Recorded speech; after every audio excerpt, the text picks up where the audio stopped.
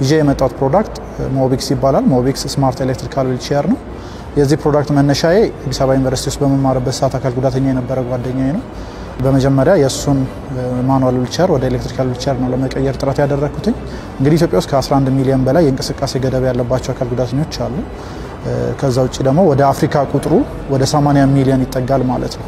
ከዚህ ውስጥ በተመጣጣኝ ዋጋ አድቫንስድ የሆኑ አሲስቲቭ ዲቫይሶችን የሚያገኙ ሰዎች ከ1% በታች ናቸው። ስለዚህ ይህንን ክፍተት ለመሙላት ለኔ ሶሉሽን ይሆናል ብዬ ያሰብኩትን ፕሮዳክት ነው የሰራሁት ማለት ነው። ከውጪ ኢምፖርት የሚደረጉ የዊልቸሮች አሉ፣ ኤሌክትሪካል ዊልቸሮች። እነሱ የራሳቸው ክፍተት አለባቸው።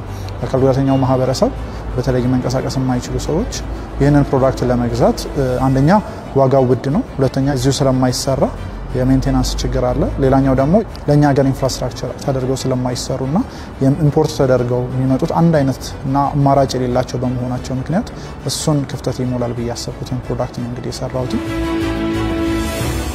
ሞቢክስ በአድቫንስድ የሆኑ ቴክኖሎጂዎች ተካተውለታል። አንደኛው የኛ ሀገር ኢንፍራስትራክቸር በተለይ አሁን እየተሰሩ ላሉት መንገዶች ምቹ ሆኖ እንዲነዳ፣ ከዛው ደግሞ ወደ ገጠር አቅራቢያዎችም ላሉ ሰዎች በሚመቻቸው መልኩ እንዲቆጣጠሩ ተደርጎ የተሰራ ከመደበኛው ኤሌክትሪካል ዊልቸር እስከ አድቫንስድ ኤሌክትሪካል ዊልቸርን አካቶ የሚይዝ ቴክኖሎጂዎችን የያዘ ነው። አንድ ተጠቃሚ ዊልቸሩን ለመንዳት በሁለት አይነት መልኩ መቆጣጠር ይችላል። አንደኛው የሞባይል አፕሊኬሽን ዴቨሎፕ አድርገንለታል ሞር ኦፍ ስማርት ለማድረግና የተለያዩ ፊቸሮችን ለመጨመር። ሌላኛው ደግሞ ሞባይል ዋየርለስ ጆይስቲክም እንደዚሁ አካተንለታል ማለት ነው። ይሄ ኢንክሉሲቪቲን ከመጨመር አንጻር፣ ከዛ ውጪ ደግሞ ለተጠቃሚው የቴክኖሎጂ አድቫንስመንትን ለመጨመር በጣም ጥሩ የሆነ አማራጭ ነው ብለን እናስባለን። ይህን ፕሮዳክት ለመስራት እስከ 65,000 ብር ይፈጃል። ይህ ማለት በመደበኛውና በአድቫንስድ ቴክኖሎጂ መካከል ያለው ዊልቸር ማለት ነው። የቤዚክ ዊልቸር ዋጋ ከዚህ የሚቀንስ ሲሆን በጣም አድቫንስድ ፊቸሮች ተካተውለት የሚሰሩት ደግሞ ከዚህ ዋጋቸው ይጨምራል። ይህን ፕሮዳክት በኢትዮጵያ የማምረት ፍላጎት አለኝ፣ በብዛት የማምረት ፍላጎት አለኝ። ከዛ ውጪ ደግሞ ይሄ እኛው ጋር ያለው ችግር በአፍሪካ ማርኬት በብዛት አለ። ስለዚህ ወደ አፍሪካ ማርኬትም ኤክስፖርት የማድረግ ሀሳብ አለኝ ማለት ነው።